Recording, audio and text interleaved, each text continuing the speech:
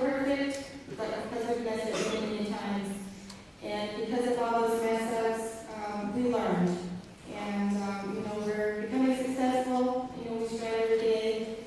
We're doing a lot of things in our community and throughout the world, actually.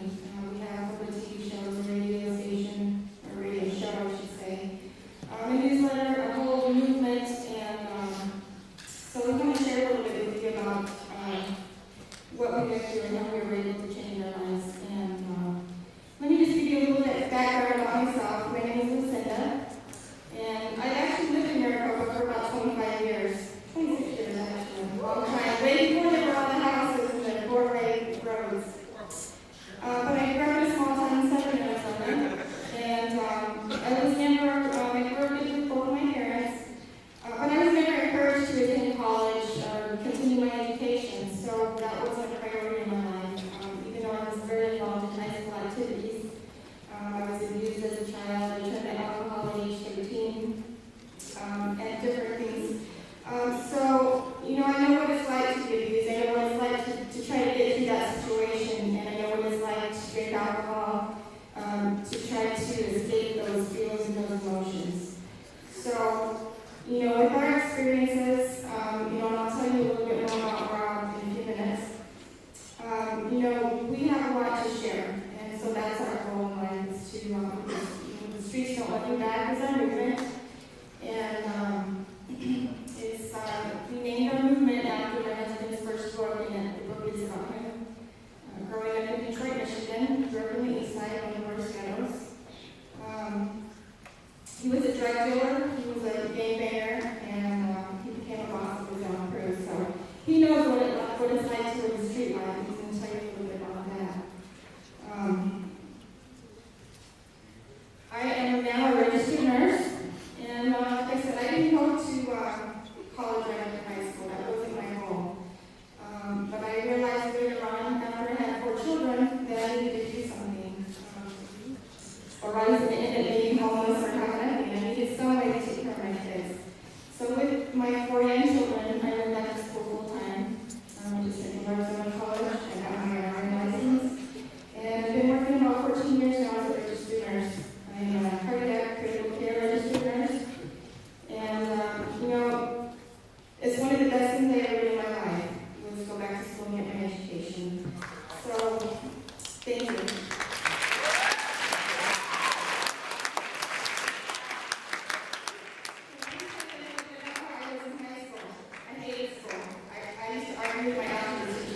Actually, I was a pre-algebra. I didn't like algebra, but I was a pre-algebra. I hated math, I hated science, I hated school. I tried not to go when I could. And I used to argue with my teacher, telling them, I don't need this, what am I going to use this for? I'm just going to, be a housewife and have kids, and my husband's going to take care of me. Well, I thought that, but it didn't happen like that. I did get married, I did have kids, but my husband didn't take care of me. And so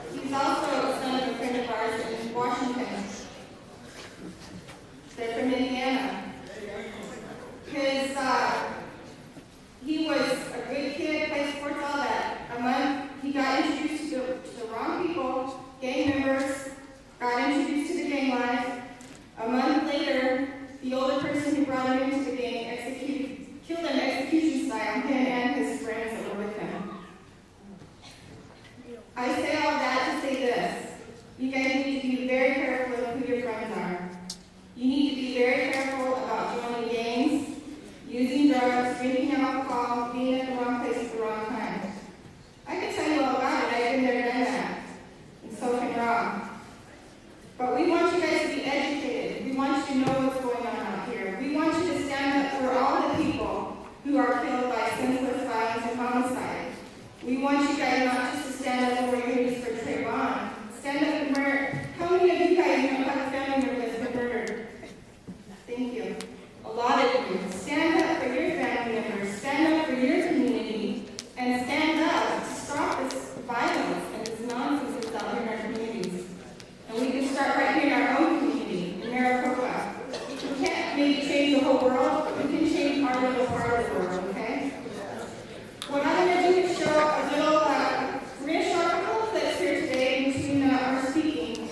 But the first thing we're going to show is that I just put together a bunch of little videos. I want you just to open your mind and think about these things, because we're going to be talking a little bit about all of it. Mr. Ryan and his team for allowing the Streets for Love Back movement to come here a second time to speak to the youth. And, you know, you seen a little clip. That's a documentary they did about our life. And like my wife said, I wrote the book, The Streets for Love Back. And that book was wrote because I had to find out the hard way going in and out the joint and doing a lot of bad things that the streets definitely did love me back, you know. I got involved with the trade at 10 years old. I started hustling heroin at a very young age, gang banging at a very young age, all the way until I was in my late 20s. So I took the life I was living very seriously, but at the same time, a lot of things happen, you know, when you're in that lifestyle, you definitely go into the penitentiary, or you definitely go into the graveyard. There's no in between and trying to be a gangbanger and trying to be a drug dealer, because in this era of time now, what I see with young people now, everybody want to be thugged out, but you don't think about the consequences of what a thug really is, you know what I'm saying? Because once you go to the penitentiary, ain't no guns in the joint, you dig? And you trying to get a shank, I doubt that, because you don't even know nobody in there to get that. So once you hit that bubble, all odds is against you, you know what I'm saying? So my thing is to get educated, and you have the right place to get educated, you know? And we all make mistakes, but I just want to enhance education on everybody, because that's what gets you out the ghetto, that's what gets you to live up on that hill, and that's what gets you to do the right thing in life. Because if you're thinking about the drug trade going to do you right, that's a losing battle, man. It's failure before you start. Because believe what I'm telling you, your homeboy will tell on you, your homegirl will tell on you, because they ain't finna do 10 or 20 years for you. And besides that, they ain't even finna do 30 days for you. They ain't even got to screen 10 years, you know? But me and my homeboys, we come up in the rough side of Detroit from the Black Bottoms. And I'm blessed to be here to even be speaking to you all today. And I give all that to the glory and honor of God and my mother for being the strong mother that I had. You know, I was raised without a father. My stepfather got murdered in front of me and my mother. I was 9 years old. So that's what led my life to crime and doing a lot of bad things. But I just want to enlighten young youths of today is that you have to, I make emphasis on it, you have to get educated, because the street life, trying to be cool, oh, that's a dead end, bro. I'd rather be cool and doing something right than being cool sitting in the penitentiary saying I got a life sentence. What's cool about a life sentence? Is there anything cool about sitting in a cage where you get no visits, no money orders, your homeboys ain't there no more, your homegirls ain't there no more? Is anybody here think that's a cool way to live? Huh? Right.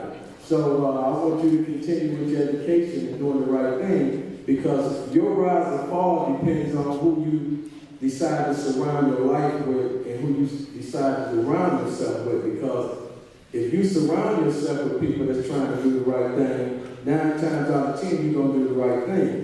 But if you surround yourself with people that's already a failure, guess what? You become a failure just like them, you know? So we want to be careful who we enhance our relationship with and who we choose to be around as well, you know?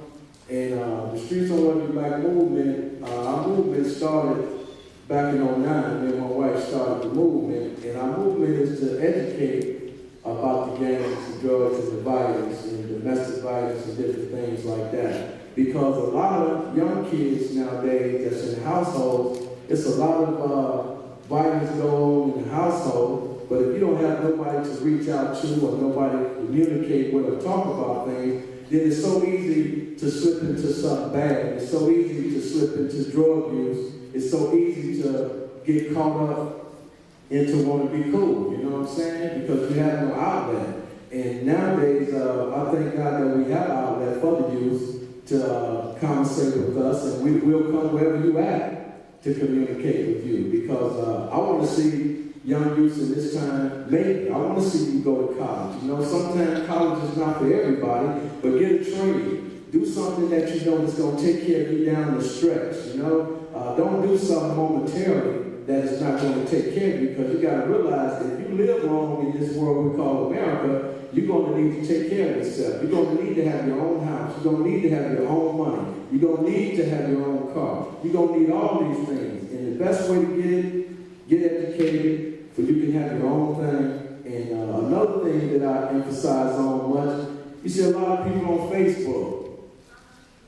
But you have to understand, while you're out there on Facebook, you need to learn how to start your own business online. You know, ask somebody, how do I start my own PayPal account? How do I sell something? You know what I mean? Because we can't even worry about the government cutting jobs. We can't worry about what the government doing. We have to secure our own future. We have to secure our own thing. And if you can make money like that, that's the greatest hustle in America now. Because you might not be in New York. You might not be overseas. But guess what? People can buy your product all over the world. So that's the greatest hustle in America besides hustling drugs. You know, that's all we do back in the old days, was hustling drugs, being in the hood. But back in the day, we took care of the hood. You know what I mean? Even though we was doing wrong. You know, we made sure the old people had money. We made sure if a person's household wasn't right and they needed food, we made sure that got to the household. You know what I mean? In this era and time, so-called drug dealers don't care about putting food in their own parents' house, let alone somebody else's house. You know what I mean? Because guess what? They ain't even making that kind of money. You know what I mean? They out here fronting with a pair of gym shoes on, a gold chain, and a pair of pants. That ain't no hustler. A hustler take care of his family.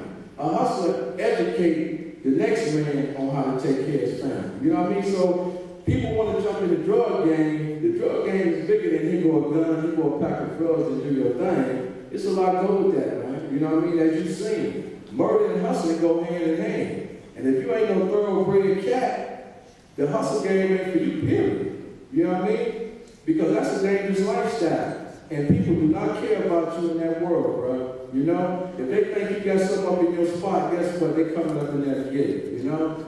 So it's best to just do the right thing and get educated. Stay in school where you at, and just go ahead and live life like it's supposed to be lived, and that's on the righteous tip, you know? And I just want to ask you right here today, how many in here have somebody in your family that's doing them type of things? Raise your hand. Now, my question to you is this right here. You see this activity go on, and you see things that's happening, you know? You should be able to reach out to that individual, communicate with that individual, and definitely let them know that the route you're going, the streets definitely don't love you back. And if you keep going that route, it's the penitentiary or the graveyard, you know? So we have to at least put the message out there and let our family members, or just a friend of ours, let them know what's happening. And if they don't take heed, guess what?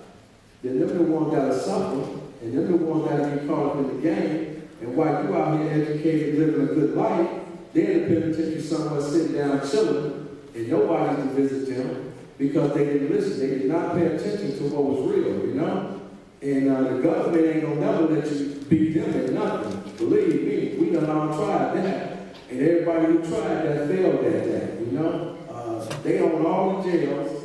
They own the penitentiaries outside of America. So how can you beat the people who built the jails? You can never beat them. How can you beat the people who made the laws what they is today, you know? You just defeat the purpose of trying to be something that all of us has failed at, including me. You know what I mean? I failed at being a drug dealer. I failed at being a thug. But God had grace on me. But when I got out of the penitentiary, it was all about coming out here doing the right thing. Because I could have been dead or doing life in the penitentiary like a lot of my homeboys, you know?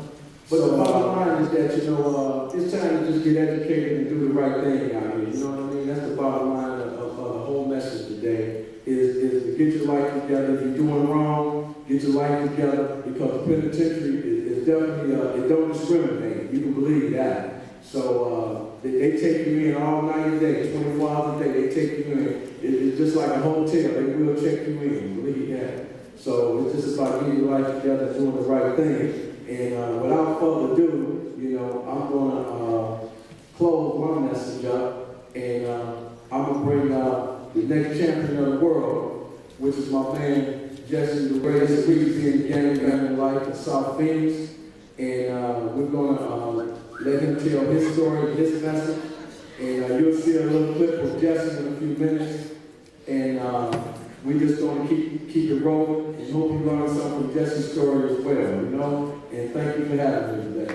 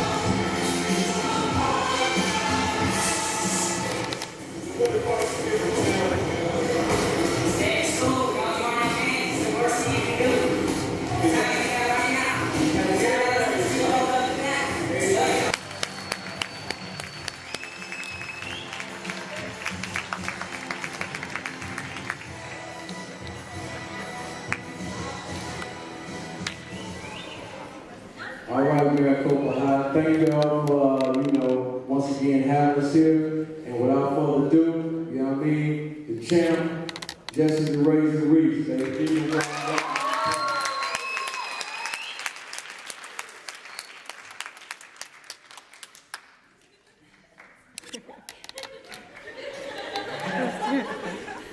How you guys doing?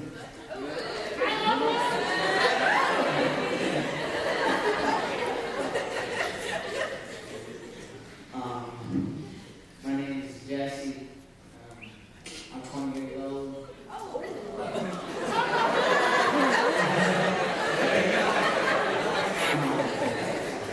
I grew up in South Phoenix.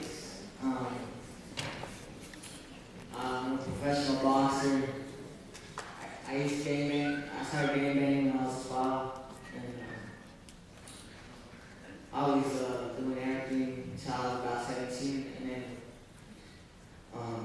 I won gold gloves. I won two-time U.S. national tournament, and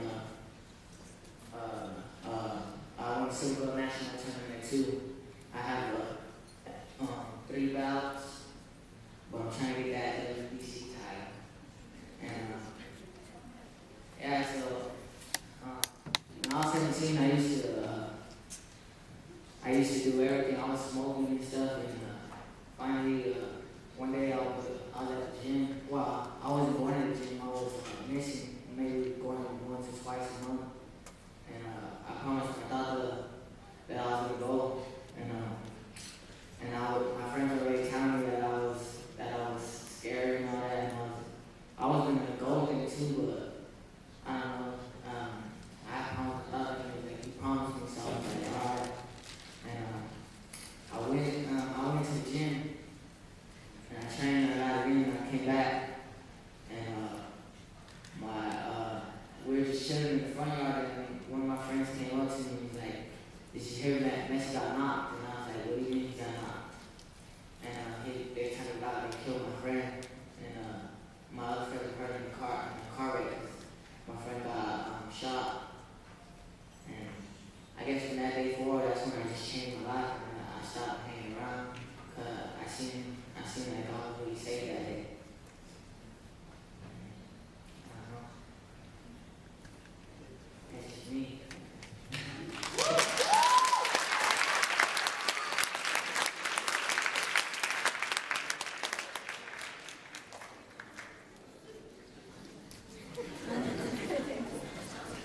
Show us your 1, 2, 3. What did your tattoo say? Which one?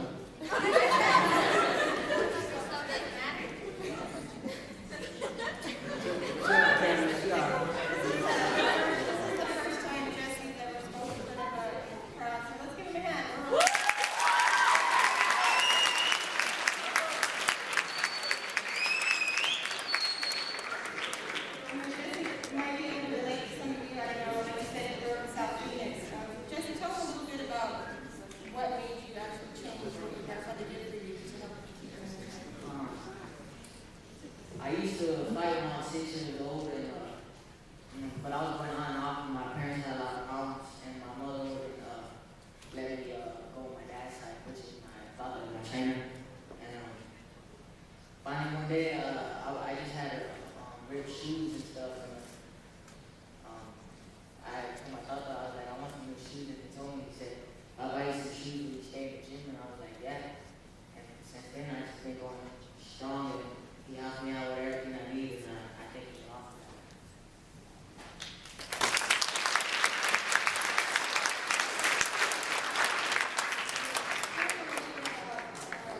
What it was like growing up with mom and dad, and mom was in prison, and kind of what you went through, your mentality, that you were very dangerous on that. Well, really, I look up to my father a lot. He showed me everything. My mom too. I love my mom like a lot. I'm not a mama boy. I'm not none of that. But like my mom, my father were drugs, and I thank God now they changed lives now. But it took it. My mother was gone for 2.5 months, and my father he was gone. He did 2 years on and off. He did another 2 after that, and I just felt like there was no place to go. And I felt like my game loved me more than anybody. And it took me a long time to realize that it was nothing like that. Was your game members always there for you, or did you have a time where they turned on you? I'm really on none of my game now, so at the beginning, I was just used to do everything. They'll say to go do everything with me, but I fight, I go steal, whatever they need me to do, and I do it. So you hear that, ladies and gentlemen, you know what I mean? You know, a gang are just straight up users, period, you know what I mean? And when they don't need you no more, it's like you're nothing to that gang, you know? And that's why I said, you know, it's best to get educated and not try to be so fast to jump out in the streets and start listening to your parents. Because you jump out in the street world, that's a whole different ball game. And you better believe it's 2 things gonna happen. Either you're gonna be dead or in the penitentiary somewhere. So if you ain't doing nothing slick, if you ain't doing nothing that ain't never been did before, you know, gang banging and all that drug thing, that's the only failure in American history, man. Check your history. Like the young folks say, Google your history. Ain't nobody ever won in the drug trade. They all in the penitentiary or dead. So you fight the losing battle on that game, you know? But I just want to ask everybody to give Jesse Tata a big round of applause.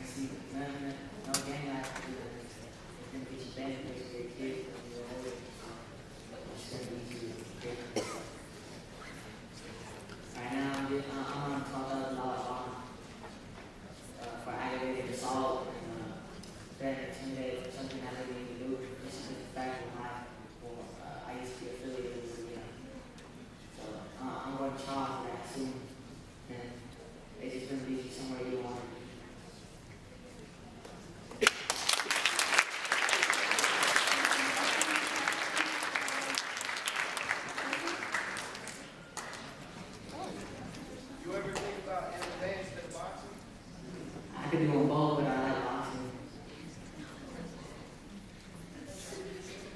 Anybody else? Why did you join the gang? Because all my family is from there, and it just seemed like the thing to do at the time. Did you finish school? Nah, I only made it to the 9th grade.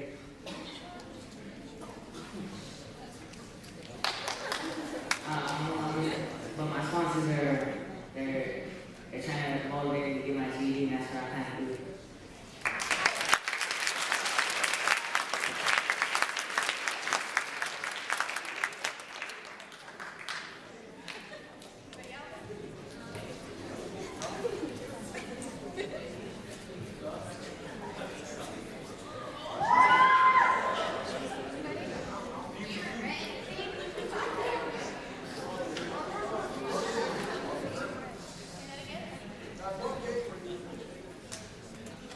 I'm from B1. South Phoenix. Is that 19th Street? 19th Ave.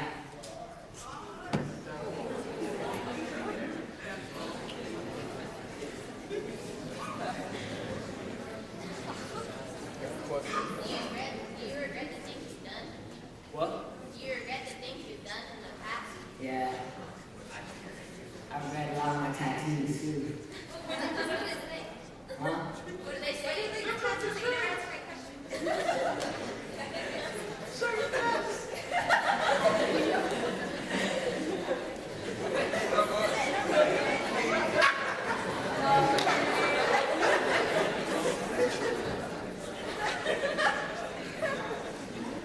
Any more questions?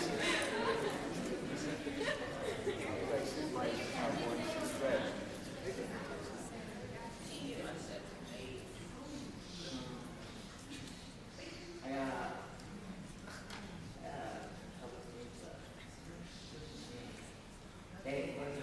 they meant something to me before, but I mean some of the things I got now they really mean something to me, but some of the other things they don't mean nothing. I mean when I get big I'm still gonna remember where I grew up in South Phoenix. I'm still gonna remember all my people. And but the thing I won't forget is my dad. Yeah, I always do it with me in the home.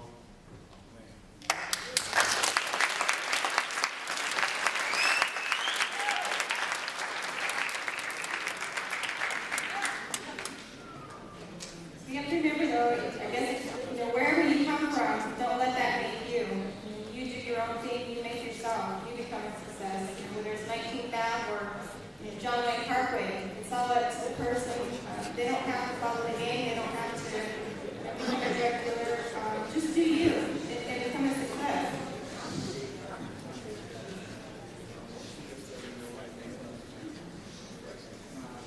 And I met these are my sponsors, Lucinda and Rob, and I met them at the fights, and they're helping me out a lot, like the ground hustle. These are my new family, and I love them. I thank them a lot.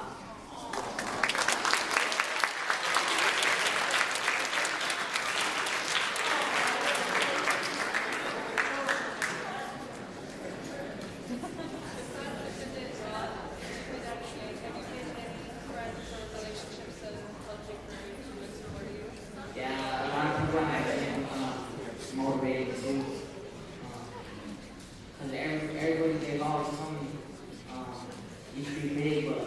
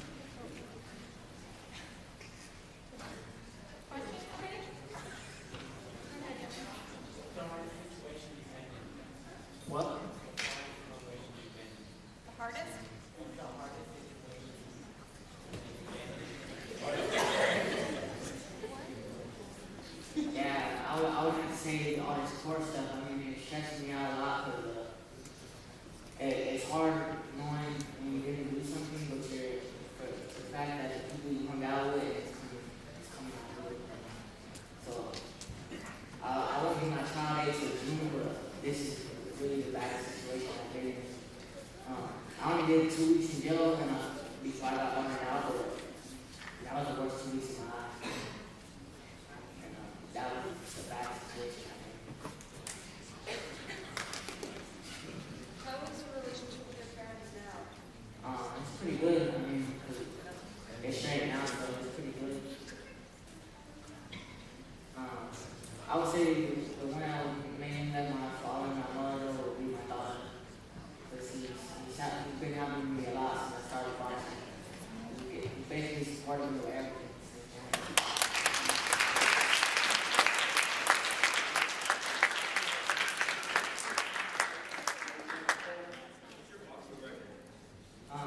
And the amateur was 14-4. I didn't have much fight skills growing up because when I was 13, I was only 65 pounds. And 15 years old, I was 75 pounds. It took me a long time to grow, but now I'm 20, so I'm big for my weight class